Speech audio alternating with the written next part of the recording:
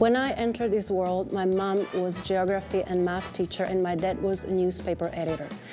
Teachers and journalists were my closest friends. I spent a huge amount of time surrounded by my parents' friends and colleagues.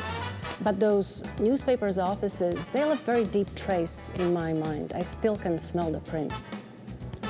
Let's fast forward to the presence of the newspaper's existence. Due to skyrocketing computerization, the readership, newspaper readership, is declining like crazy. What kind of future is there for people involved in newspapers, like reporters, photographers, and so on? I'll let my guest speak. The VIAMIA show is sponsored by the following people. Charlie's Chocolate Factory is a family-owned business operating since 1970. Charlie's has molded chocolates for corporate events, weddings, and holidays. For information, call 604-437-8221. Good Cleaning Services has been serving Greater Vancouver since 2008. For more information, contact Ivanka at 778-321-0174. Recording, rehearsal space, voiceovers, video editing in New Westminster. For more information, fiascobros.com. Makeup services for television, movie, and photo shoots. For more information, visit victoriawan.com. Cuts and colors in Uptown New Westminster. We welcome our stylist, George of Salon Caliente. For appointment, call 604-544-5104.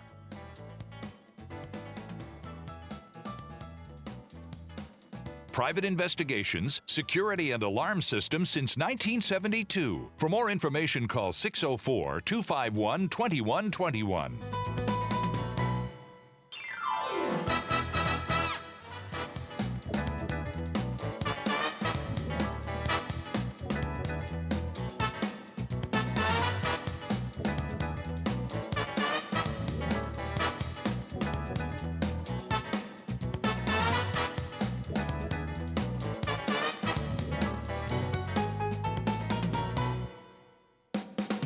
When I met my guest for the first time, I had pretty mixed feelings when I was leaving the meeting. Excited to have him here, but on the other hand, confused and kind of disappointed what today's technology might be causing. Well, here he is, photojournalist Mario BARTEL. Hello, Mario. Thanks for having me. Nice to see you after so many months. It was such a hot summer day when we met for the first time. And we were talking about photojournalists, where you're coming from, we'll get there in a couple of minutes. I'd just like to start as a photojournalist, how your path was, how was it carved? Well, I started out trained to be a journalist. I went to university to study to be a journalist, thought I wanted to be a writer. But in that process, I thought, well, it was more fun to be out there. You know, reporters spend a lot of time on the phone. They talk to people over the phone. An office job. Exactly. Whereas a photographer has to be at things. So I hooked up with some photographers. I went to school in Ottawa, so I hooked up with some photographers there and hung out with them for a little bit and got a taste for what their day-to-day work was like, and thought, this is pretty cool. And just sort of, it's still journalism, the tools are different. Yes. So I started to teach myself how to work the camera and pay attention to photos, and eventually worked my way into the business. Well, you're telling the story through the camera, right? So tell me about the role of the photographer as a visual journalist, because that's who you are, right? Well, I think it's very much the same role as a reporter. I mean, we're there to tell the story. When I was working with a reporter on stories, I would often be there at the interview if they were out in the field, and I would listen to the interview. I'd add little parts too, because I'm looking for a visual element in there. I'm looking for something that will tell the story in one frame. And that has its own challenges. I mean, it's a different side of your brain that's working to pick that out of a story.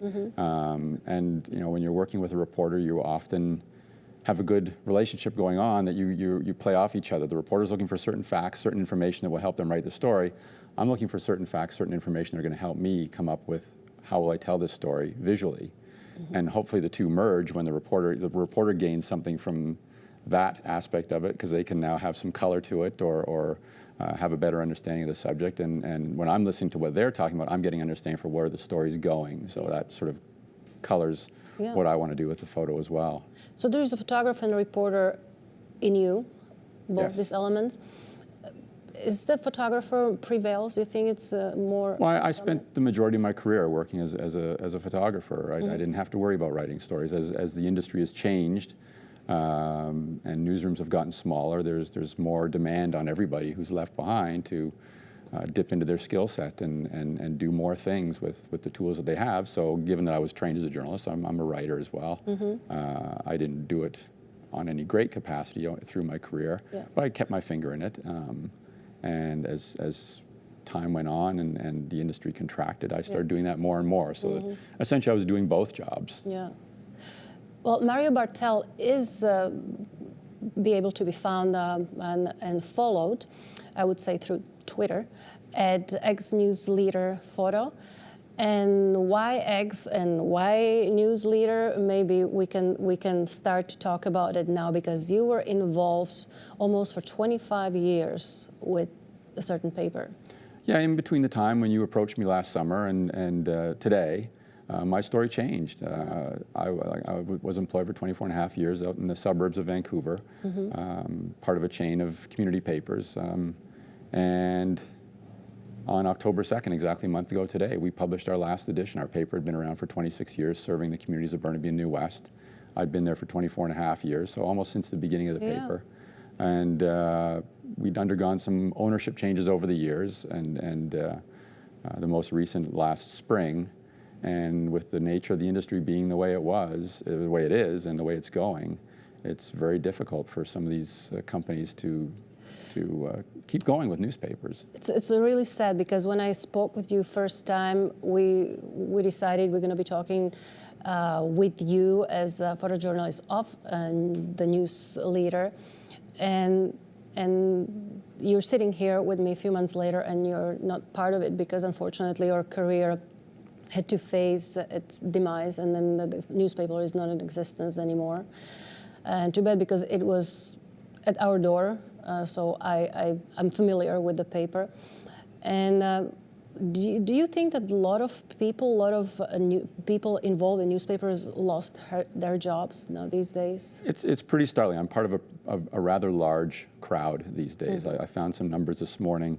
The Canadian Media Guild says there's been about 10,000 journalists lose their jobs in the last number of years. It's just as bad in the States. 40% of journalists are out of work. Newspapers are contracting. All media is dealing with this huge shift towards digital, and information is becoming a commodity. People expect information for free, and it costs money to put out things like a newspaper. And people want things immediately. They want things on the latest device. Newspapers printed on newsprint and with ink, and it takes time to put it together, and the news doesn't come immediately anymore. So you're dealing with this whole shift. The industry's trying to figure out its way through that. I mean, I remember when the internet came on, and our papers were required to have websites, and we were required to upload to the websites. And at that time, it was sort of, well, it's to build the brand. It's to make the paper seem like the go-to place for information in the community. Somewhere along the way, people started to expect that and get it for free. And we've lost our way. Yeah.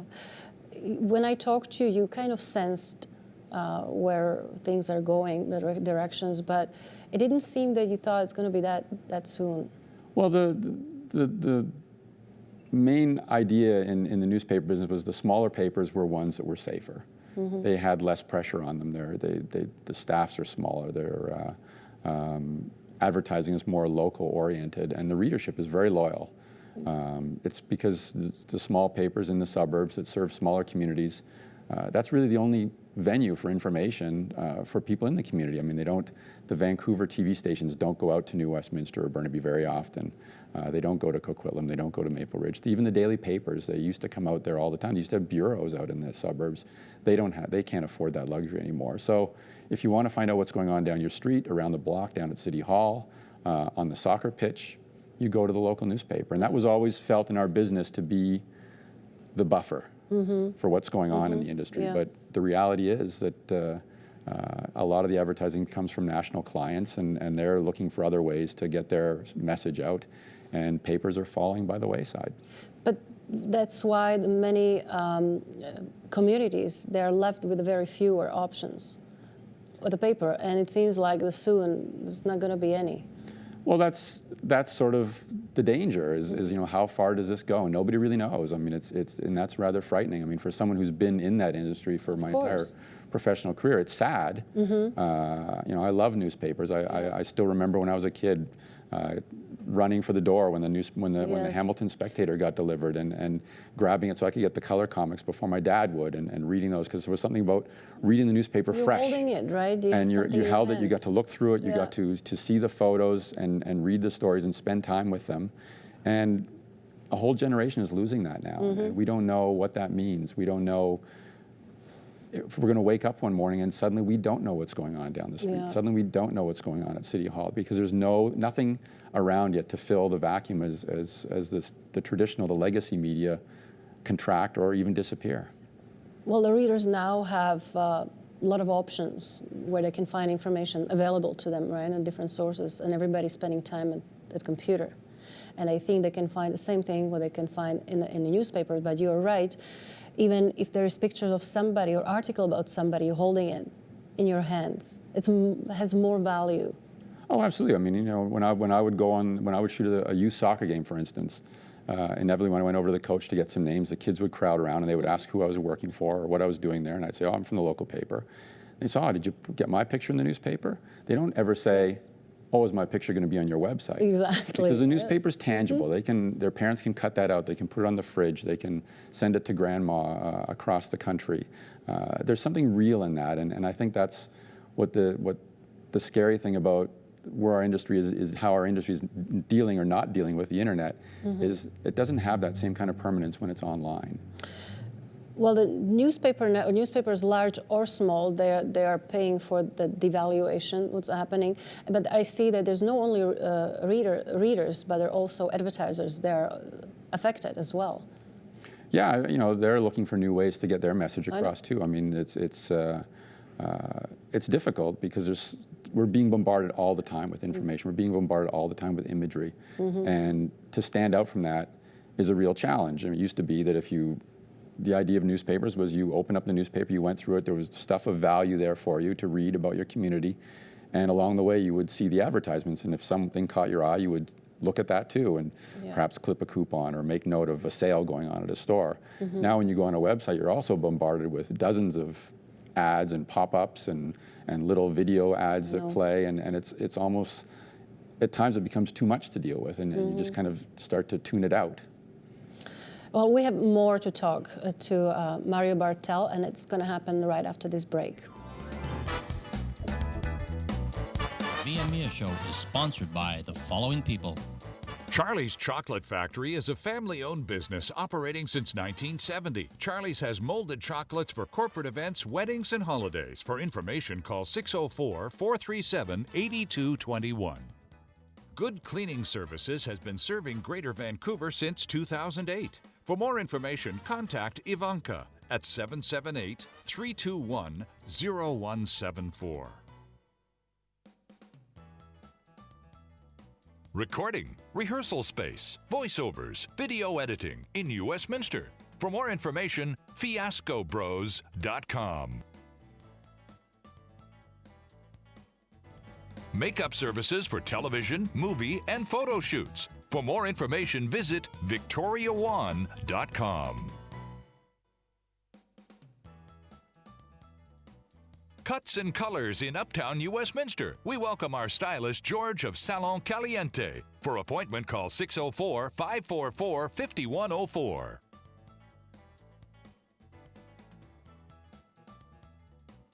Private investigations, security and alarm systems since 1972. For more information, call 604-251-2121.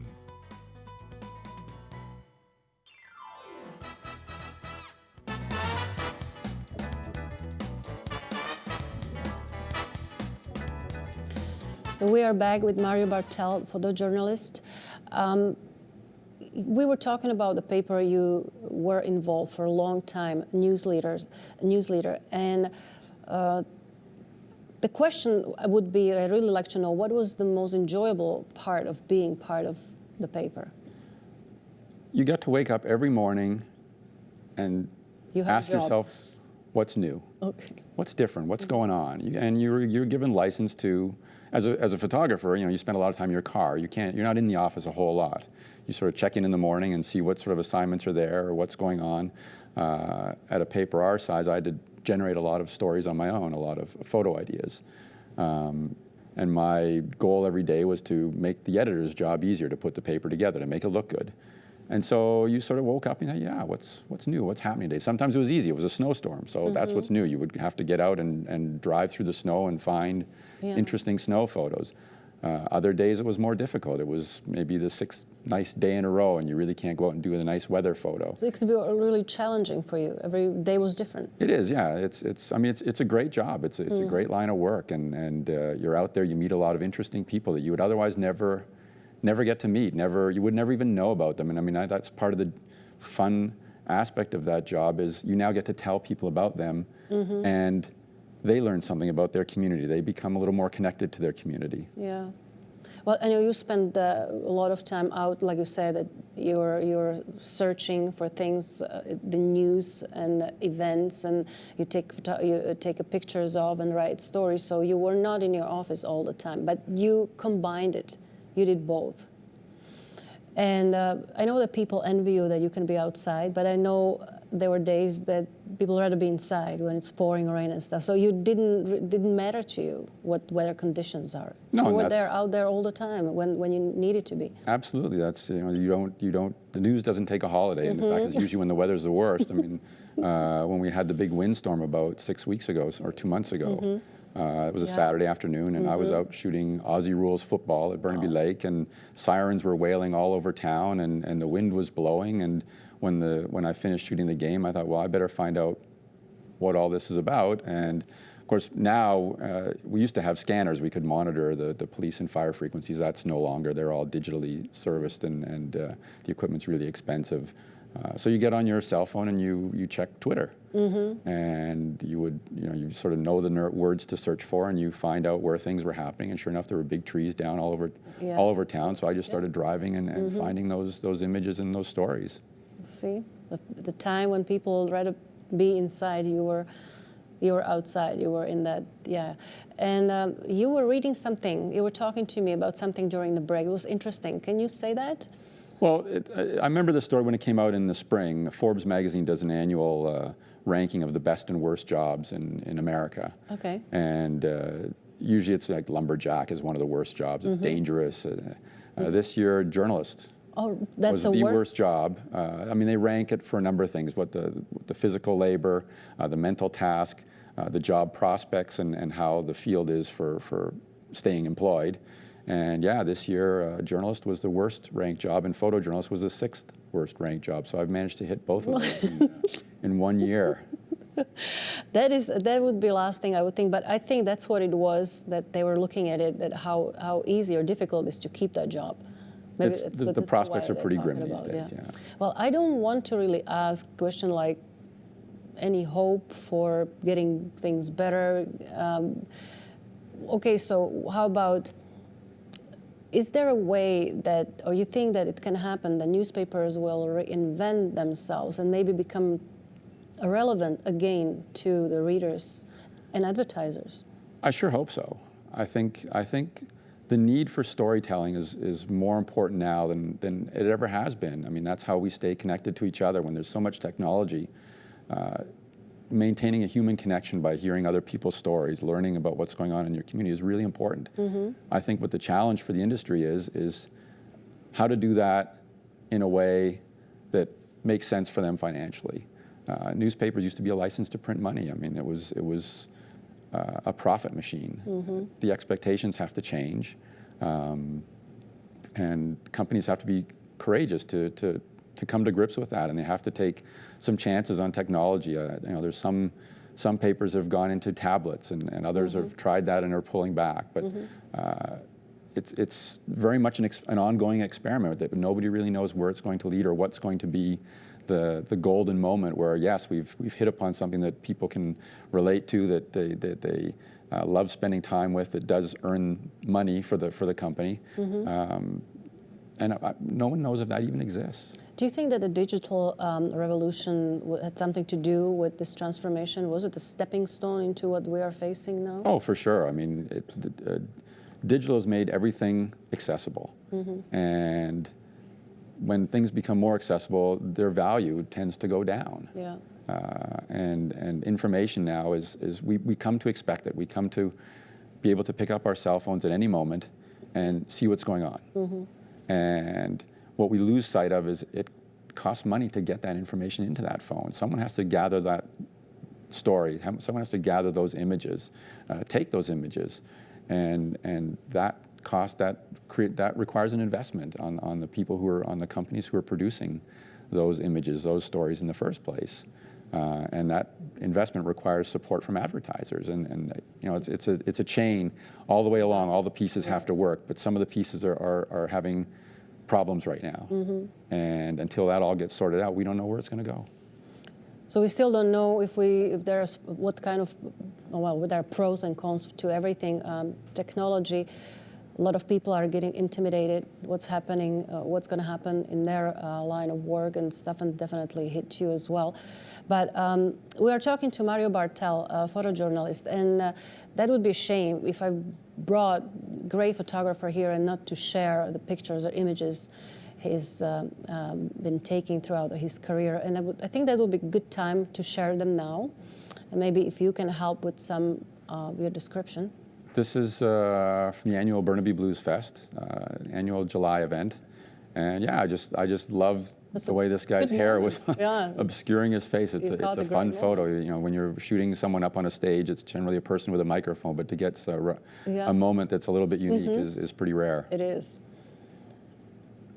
This was a portrait. We did an annual series for a number of years, spotlighting high school grads who, you know, we would contact the local school districts and ask for a series of names of students with real potential who they felt were really making a difference in their community. And this fellow, I believe, was, you know, a top student who also was a rower. And this is at the Burnaby Lake rowing pavilion on Burnaby Lake, and just played with some light. Really liked the dramatic clouds. It really made for a very stark image. Sports is one of the lifebloods of suburban newspapers. The big dailies, they spend all their time covering the professional sports, and we're out there on the high school sidelines and the youth sidelines shooting the kids. And sports is sports. Yeah. You get great moments no matter what. It's all about timing and having your lens pointed in the right direction and hoping a little bit of magic happens. And this was, as you can tell, it was a really rainy day. Yes. This was a train derailment last year in Burnaby. Again, we don't have scanners anymore. I found out about this on the traffic report while I was driving around on a Saturday afternoon, heading home for lunch. Heard that there was a big traffic snarl in the Caribou area of Burnaby because of a train derailment. So I went home for lunch. Train derailment is going to take a long time to clean up, so there was no rush to get there. Perfect. But yeah, you don't see trains tipped over on their side very often. Community events like parades are the lifeblood of smaller papers, and you're always going there. The events tend to repeat themselves year after year, so you go and look for something unique. At a parade, I often work the staging area, because that's where you find the fun features, the unguarded moments. Last summer, one of the most fun stories I got to do was I bird-dogged Bill Ranford, who lives in New Westminster. He's the goalie coach for the Los Angeles Kings at the time. And everyone of the Stanley Cup winning team gets to spend a day with the Stanley Cup. So I made arrangements to meet him and follow him around for a morning. So here we are in a Starbucks in New Westminster, and he's carrying the Stanley Cup. I mean, how cool is that? You're there lining up for your coffee, and in comes the Stanley Cup. This is cranberry harvest. We moved our offices, I think 5 or 6 years ago, down along the Fraser River in the south of Burnaby. And there's cranberry bogs right near there. So I'd never shot the cranberry harvest. This is very and this was just driving to work one Saturday morning, and the light was really nice. And I parked the car and walked up to the bogs and asked the foreman if it was okay if I shot some photos. And this was one of them from a whole series of photos I shot that morning. I like those pictures. They have, you know, I like that you are not waiting for people to get ready for the picture. That's casual. That's one of the great things about photojournalism. You're there to record, but also to interpret a little bit, to bring your own unique sense of what you see and how you see it, the moments happen, but you have to be in the right place. You have to know what's gonna happen to have the right lens on. Mm-hmm. Well, like you saw on the screen, ex-NewsLeader photo is the Twitter connection between you and Mario Bartel. I have lots of questions which I won't be able to ask anymore. The time is telling me not to, and we have to close the show gradually. I have 2 tasks that I have to go through, and not that I have to, I want to, I would like to, and I'm gonna ask you for your signature on this cup, okay, like everybody else does during the 8th season. And while you're doing it, I'm gonna get something else ready for you. I know it's not much space, I know, because heading towards the end of the season. You know Charlie's Chocolate Factory. You did articles for him when you were in NewsLeaders, right? And I have a gift for you from the Charlie's Chocolate Factory as a thank you. I know you're a very creative person. I don't have any doubt that you're gonna do well, and Charlie thinks the same thing. We all wanna wish you the great future. So this is one of the gifts, and we're going to have them soon in display. The camera, which will hopefully bring a different taste to your pictures. Looks like an old school camera. Looks like you used to shoot film. And this is Horseshoe for you. Good luck. Thank you. Which I'm sure you're heading. I believe that's what's happening in your career. Had to happen because you're heading for a new challenge, and we wish you good luck. Well, thank you. The world still needs storytellers. Yes. I'm out there telling stories. That's wonderful. Thank you, Mario Bartel. Thank you for watching VIAMIA today, and I will see you again next week. Bye-bye.